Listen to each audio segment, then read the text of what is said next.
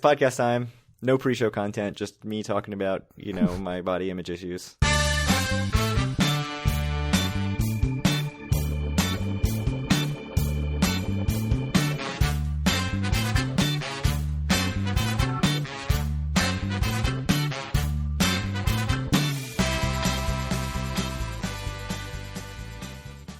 Howdy, it's Monday, December 2nd, 2024, and this is episode 242 of Due for a Win, the Atlantic City and Casino Biz podcast. I'm Kyle Laskin. I'm your host, Kyle Laskin, joined as always by Craig Stone. What's good, Craig? Not cool. I mean, also I stumbled, but it's fine. It's what the people expect. What's good is it's December now. And that means that you can listen to Christmas music. Oh, God, no.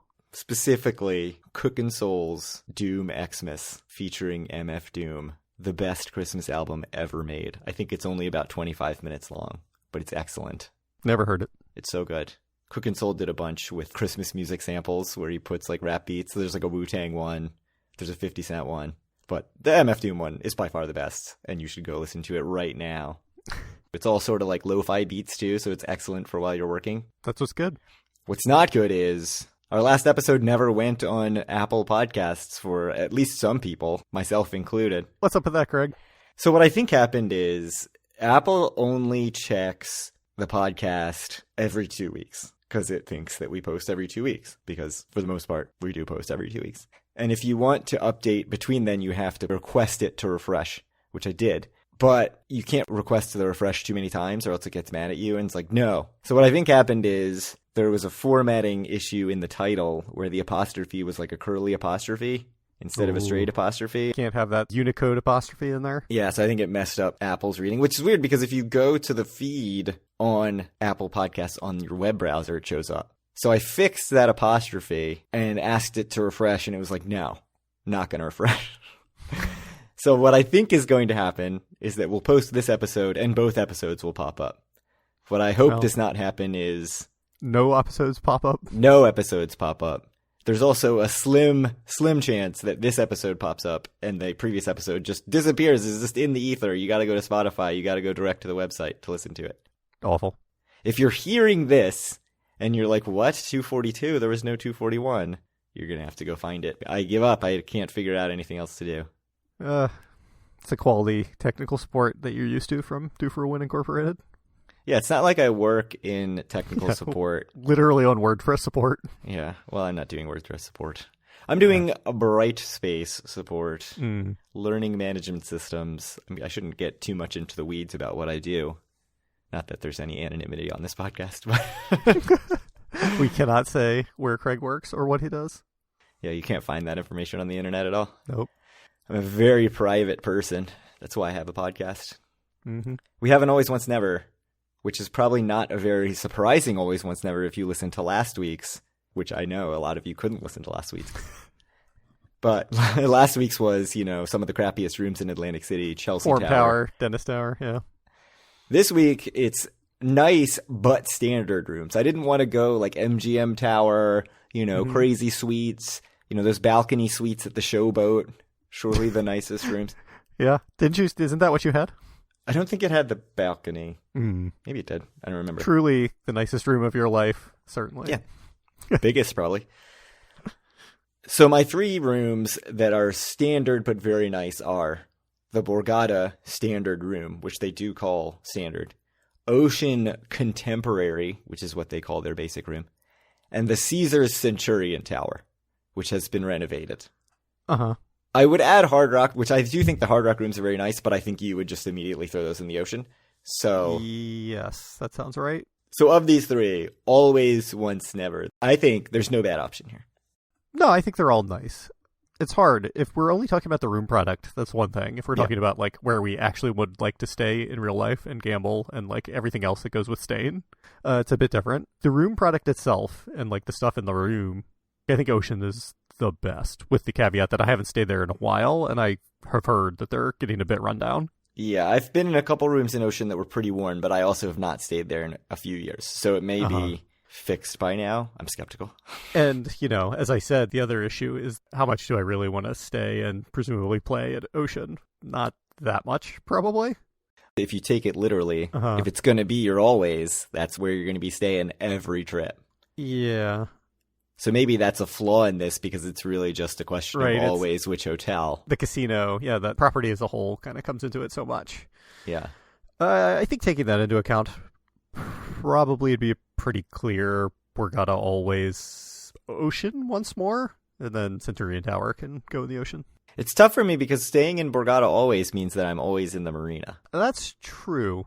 That's probably the room I would like to be in the most, and it's probably the casino I would like to be in the most, but losing those boardwalk trips sucks. Yeah, no, I think there's a lot of logic to that. With that, would you say Caesars always? I know, that's tough, right? Like, it's dead center in the boardwalk, which is very nice. Parking's always free. Yeah, with 15 minutes of play With 5 minutes in a slot machine. on your player's card. For me, I would rather be in either of those other two casinos as my where I'm going to end the night gambling type place than Caesars. But I guess the advantage of going to Caesars always is it's very easy to like pop down to Tropicana, pop up to resorts. You can go to the beer garden, you can go to Tennessee Avenue Beer Hall, you can go to Irish Pub, you can go to Lucky Snake. Everything is accessible to you. I also think I would get very tired of Ocean after a few trips because there was a period, I think before COVID, where I ended up at Ocean 2 or 3 trips in a row. And I remember thinking, like, I'm just done with this place. Like, I need to stay somewhere else next time. Like, Ocean's very nice, but part of it is that I don't think they have a great video poker selection. I don't love to play table games there, although I don't love to play table games anywhere, so I don't know what that even means.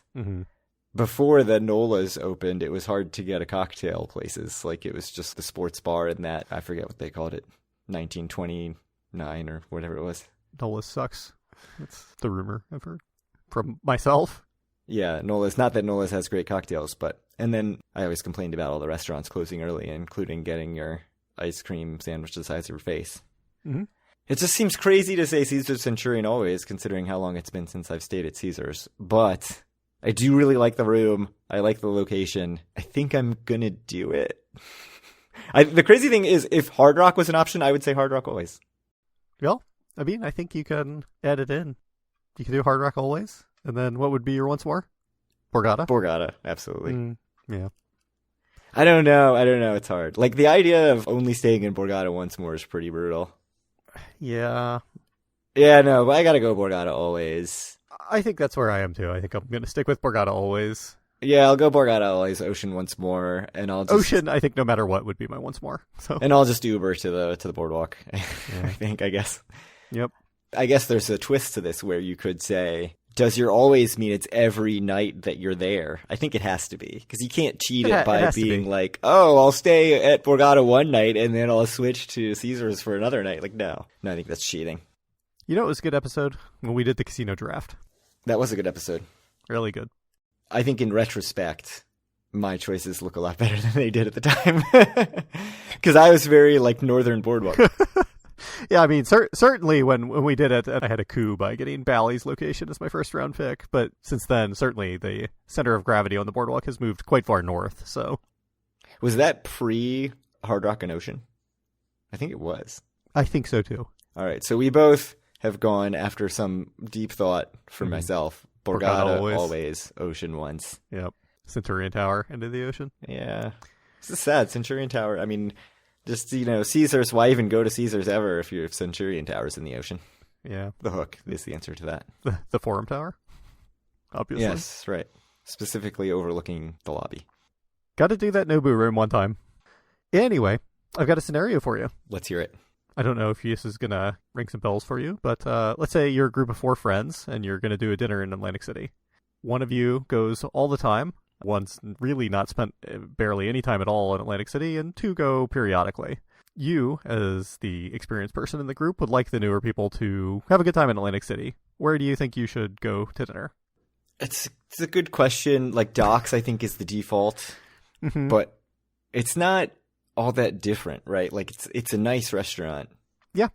But it's not Atlantic City. I'll say in Doc's defense, though, I think a lot of people have this expectation of Atlantic City that would, like, preclude there being something like Doc's even existing there. So it can still be eye-opening, even if it's, like, maybe not any nicer than a nice restaurant in Philly or whatever. Yeah, that's a good point. I mean, it is seafood, so that helps because you're down, at the ocean. At the shore.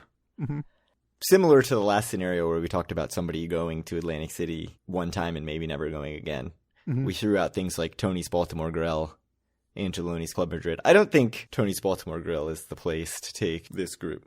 Not for a dinner, I don't think. Yeah, probably not. I mean, I think you could, depending on the group. I think there are some groups that it would be the perfect place to go to dinner and be like, yeah, Atlantic City is this cool, gritty, old school kind of place. But it's a group by group thing.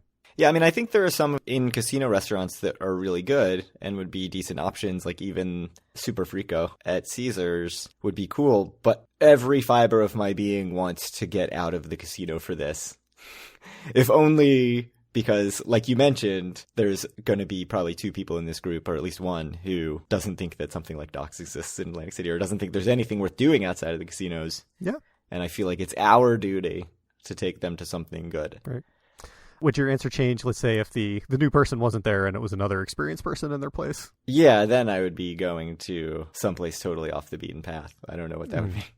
I mean, Tony's Baltimore Grill might be back in play then. Yeah, I think I'm with you. I mean, obviously, this is pointing towards our Saturday and Sunday nights in Atlantic City that are coming up or whatever, which is how I came up with this. I mean, do you throw in like Chef Vola or Cafe 2825, places that are just renowned?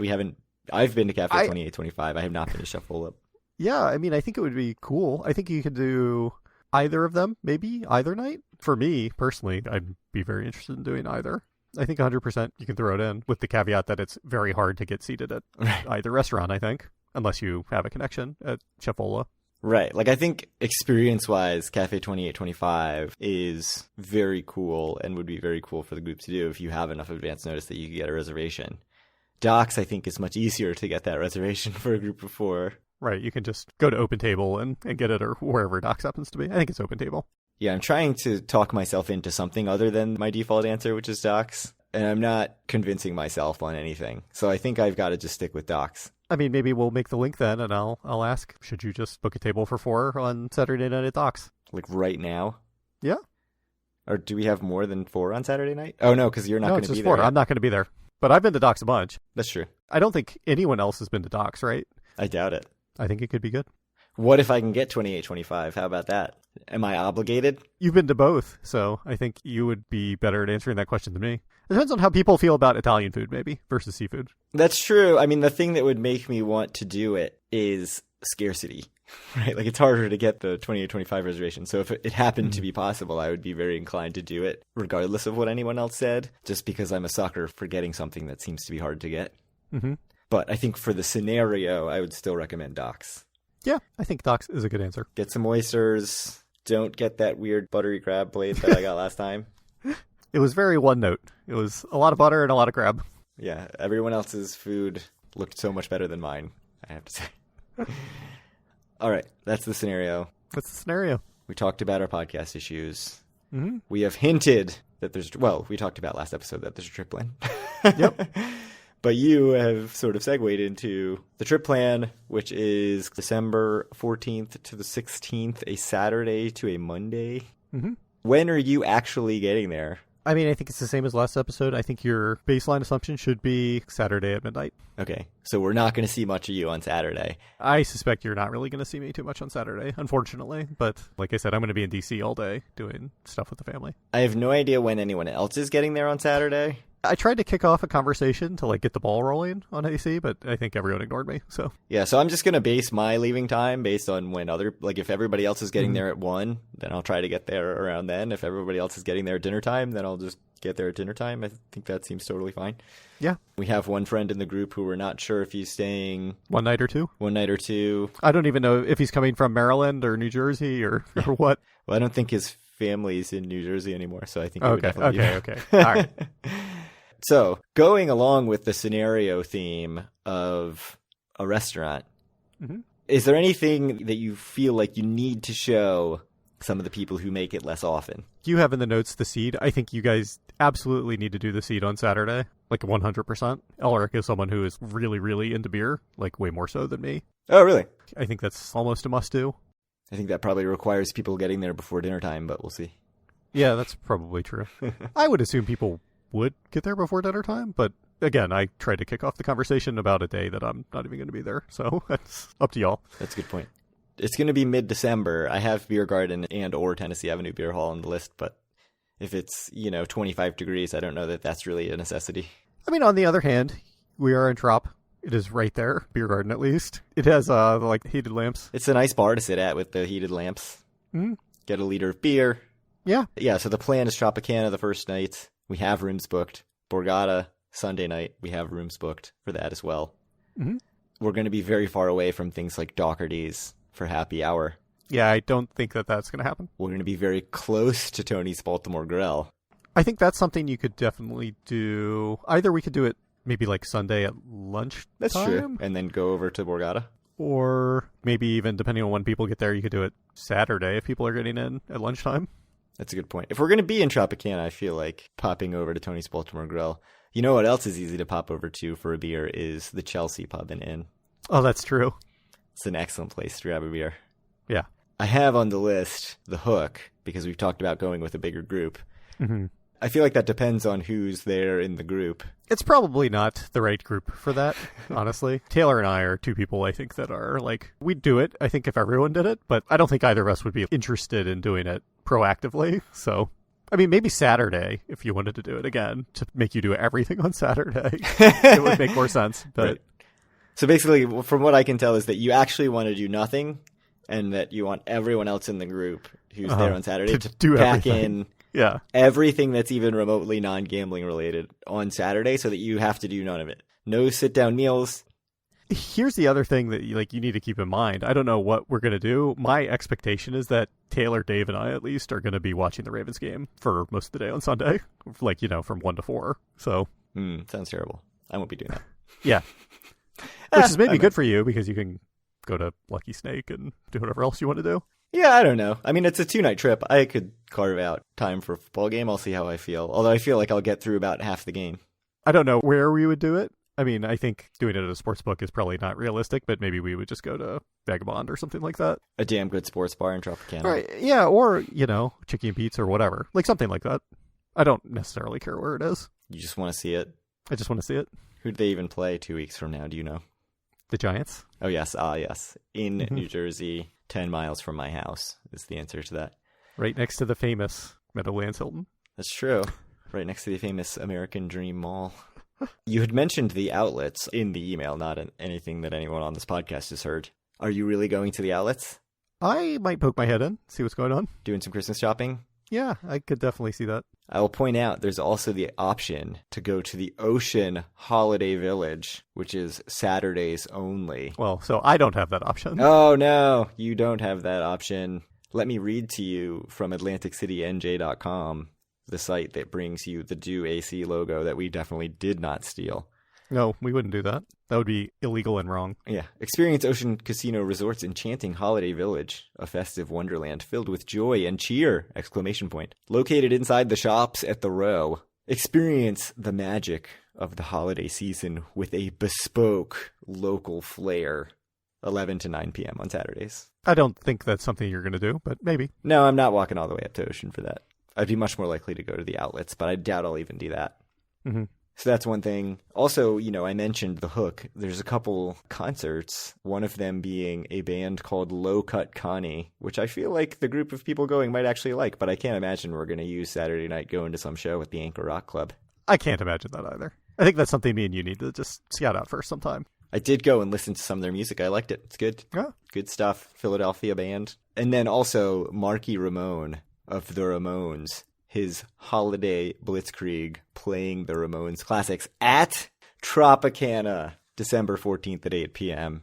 Sounds terrible. I don't think I need to go see the Ramones music live. That's not something I necessarily need to see. But it's there and will be at Tropicana. I'm interested to see the crowd of people coming out of that concert. And going straight to Boogie Nights? Yeah, that's true. Maybe. Recently, though, I feel like the last couple times I've stayed at Tropicana, Boogie Nights is skewed very young, which is very different from our experience, say, 10 years ago. Not like during the Cougars and Cubs time. Yeah.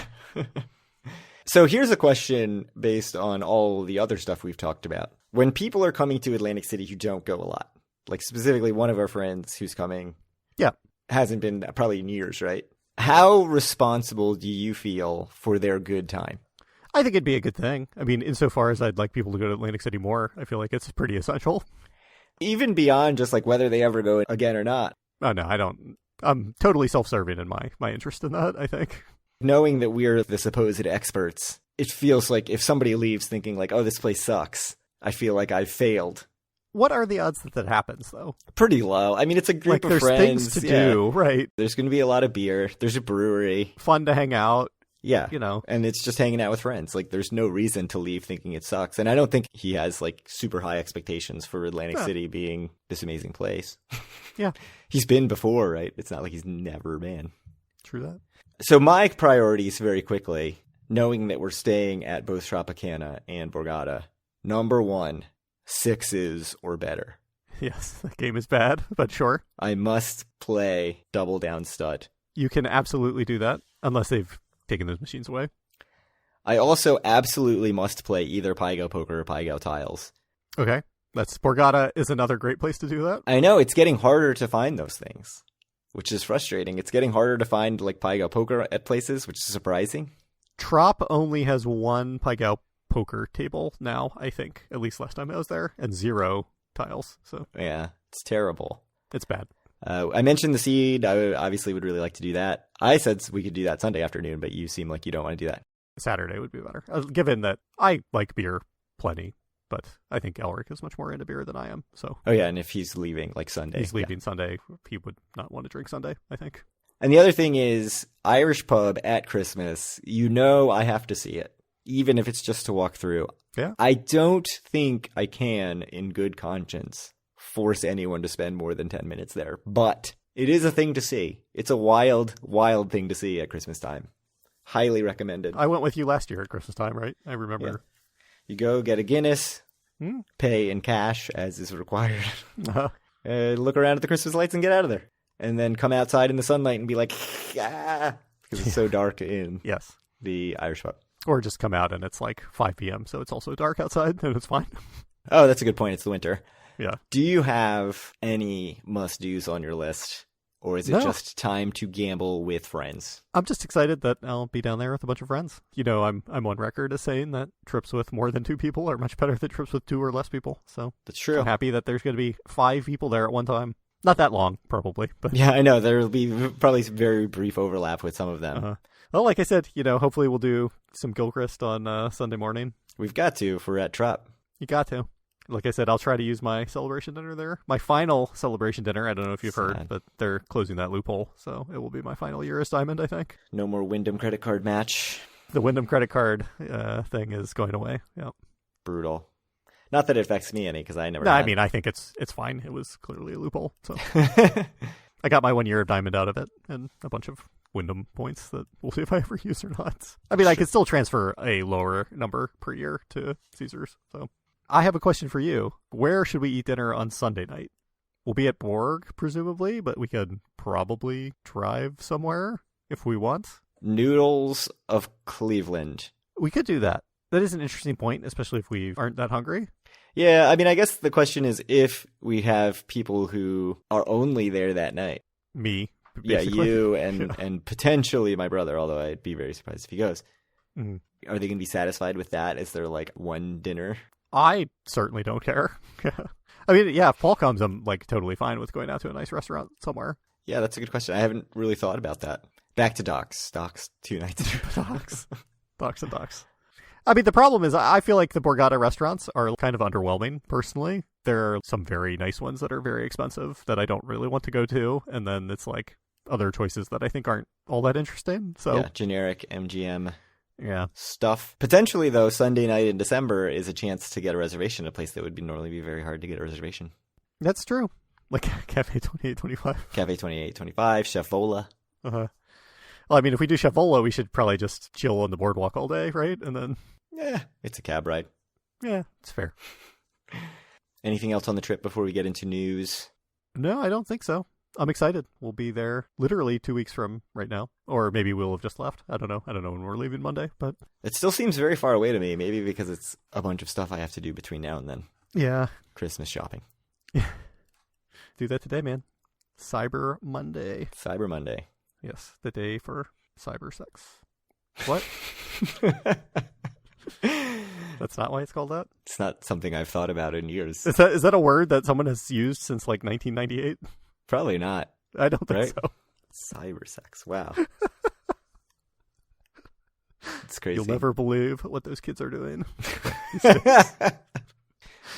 Seems like a good local news headline. Did you know some local high school students are having sex? News at 11. Incredible. Apparently they're not. Yeah, actually, that is true. generationally- As far as we could tell, that is not happening right now. They're not drinking and not having sex. Yeah. Yep. I wasn't doing any of that in high school, so. Oh. Anyways, moving right along to sand. Sand. A big topic over the summer was that there was no sand. So coarse and it gets everywhere. Yeah. Specifically in front of ocean and resorts and Hard Rock, not enough sand to even have a beach. So finally, the Army Corps of Engineers is bringing 1.2 million cubic yards of sand to Atlantic City and some neighboring shore towns. To widen the beaches affected by erosion, I'll link to a Wayne Perry article from the Associated Press. It says it will take 2 to 4 months, so it should be done well before Memorial Day. What do you think about sand? That seems like a good thing, because I hear that having a beach in Atlantic City is better than not having a beach. That's true. You've never touched the beach. I haven't been on it. I've been out over it in the pier, but That's true. But you've never actually I touched don't know the if sand. my foot has ever touched the sand in Atlantic City. It's fascinating. Mark Giannantonio from Resorts was quoted as saying that they had no usable beach this year in this article by Wayne Perry. So Seems bad. should be fixed. That's good. That's good. Would have been good to probably do it this year, but it's good that it's happening. Yeah. And then the other thing that everyone's been waiting for since mid-November Mm-hmm. is the October data, which came out, I think, the day we recorded last, but it was too late for the episode. So this is like the longest wait you can possibly have, and I think it's very timely to talk about it on December 2nd. TLDR version is, it was bad. It looks real bad. Down 8.5% year over year. Actually, the worst October for the casinos since 2020. Well, was a bad year. Yes. What happened in 2020? I don't know. It is apples to apples, both for weekend months, 2023 and 2024. As you would expect, Borgata, Hard Rock, and Ocean, 1, 2, 3, but all of them down year over year. Hard Rock only down about 1%. Borgata down 6%. Ocean down a whopping 24%. I think the biggest decline of any casino. It must be said this is the month that Ocean beat Hard Rock, and Oh, last year interesting. Okay. it was up over 50% year over year, so I think that was perhaps an abnormal month. Interesting. Yeah, it didn't seem like the raw number didn't seem bad for them. Yeah, I looked at the data briefly too, and their luck was fine too. I think Okay. just whatever happened last year was Abnormal. not normal. Your big winners, Tropicana up 7%, They had very abnormally good luck. and Caesars up 4%. The only two casinos up year over year. Mm-hmm. As we've been saying all along, those CET casinos are doing fantastic. Oh, Just yes. the real winners. Truly the nicest places in Atlantic City. Ignore how badly Harris did Mm-hmm. when we talk about Yeah, it's just odd. Did both of them have really good luck? I don't think Caesars was like terribly good, though. Again, last year Caesars was down 20% year over year, so I think they had really bad luck last year. Harris specifically had terrible luck. Trop had incredible luck. So Yeah. I think the overall thing to take away from this is it's a very bad month for Atlantic City, and like we've finally reached the point where I'm concerned about like Yeah. the way that things are headed, in a way that I've been kind of pushing it off and being like, let's see more data, and I think we have enough data to be like, this is a concerning trend that we're seeing, and I think if it keeps down this path, we'll have to see if there's gonna still be room for 9 casinos in Atlantic City. One indication, Golden Nugget posted a sub $10 million month, which we always sort of use as a benchmark for things going badly. That's not good, and that's especially not good in October.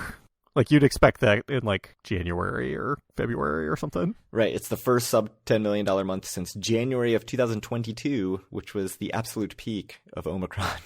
Yes. So not only was it a January, but it had virus impact. To do this in October is pretty rough and makes me quite concerned. Golden Nugget was down 20.6%. The other side of that is that online revenue keeps setting new record highs for the state. It had $213.6 million in October, breaking the previous high of $208 million set only 1 month prior in September. I will link to yet another Wayne Perry article. His lead says that it's the latest proof that people are betting more of their money online rather than coming to Atlantic City to gamble in person. Mm-hmm. How much of a factor do you think that is, people staying home and gambling at home rather than using that budget at the casino? I think it's probably partially true.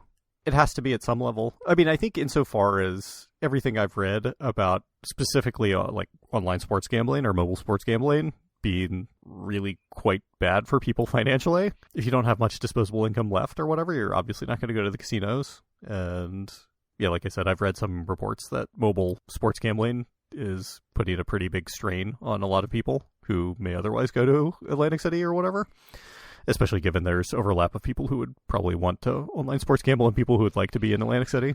I mean, you're also fighting against everything else that exists in the world that you can do for leisure time. Yeah, I think sometimes people get so stuck in one sector of like, oh, gambling specific, and don't think about things that can take your attention and your money away from that thing, right? Like not everybody's just has like a gambling budget and they're going to use it regardless.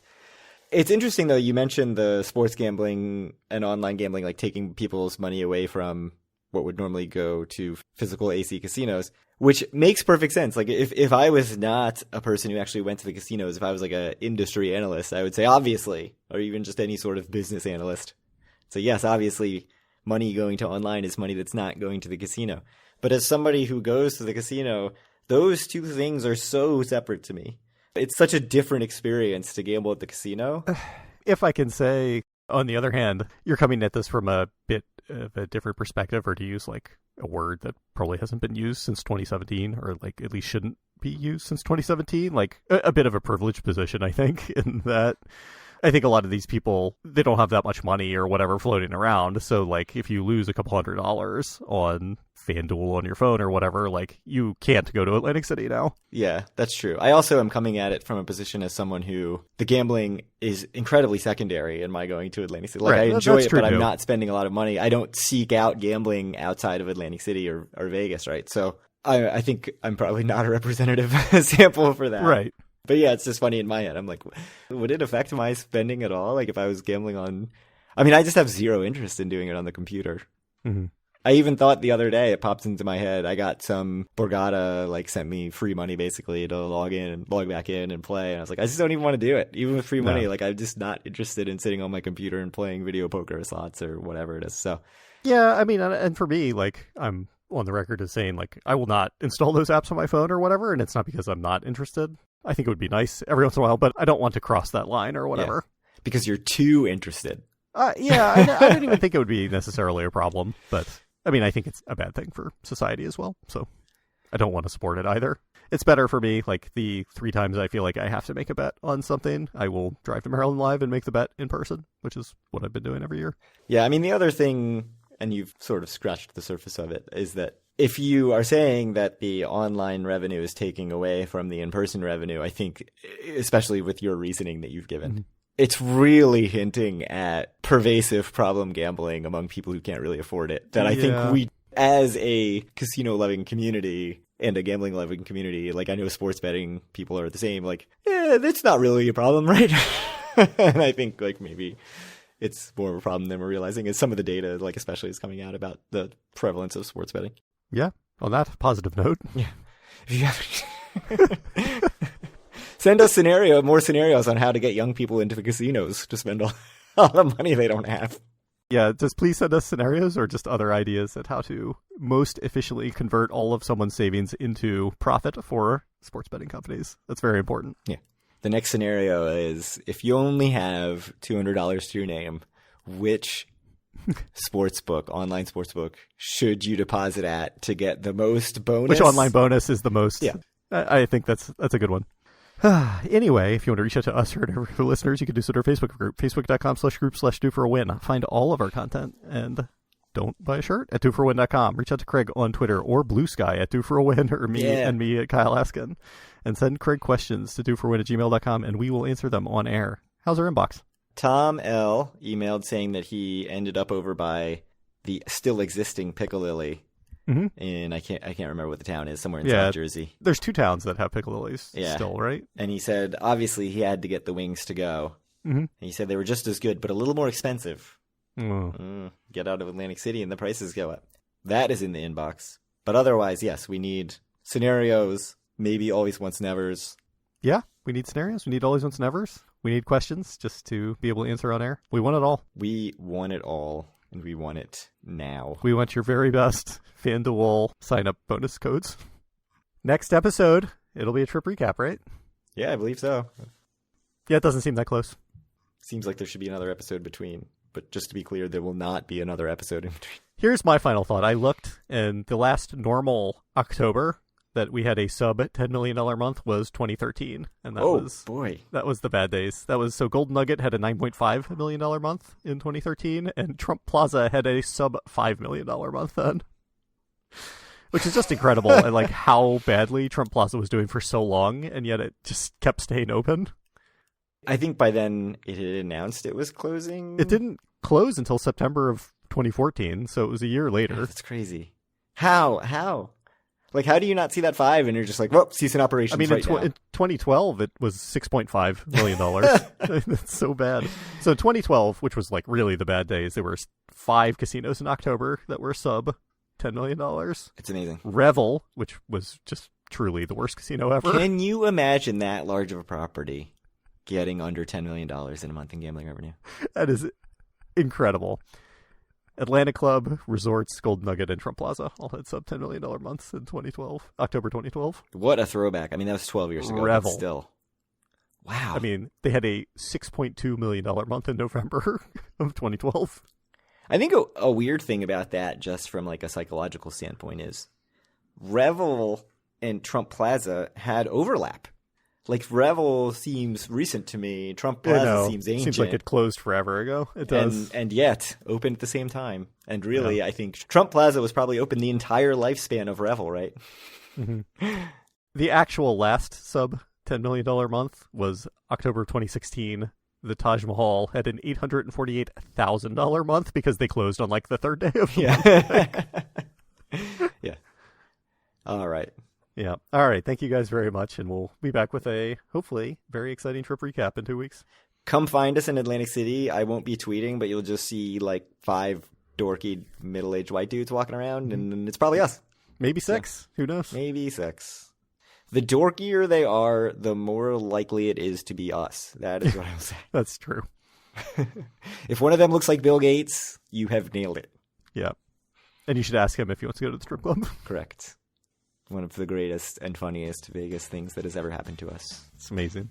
It's right up there with Mouth Roller. Anyway, I assume the episode's over now. So.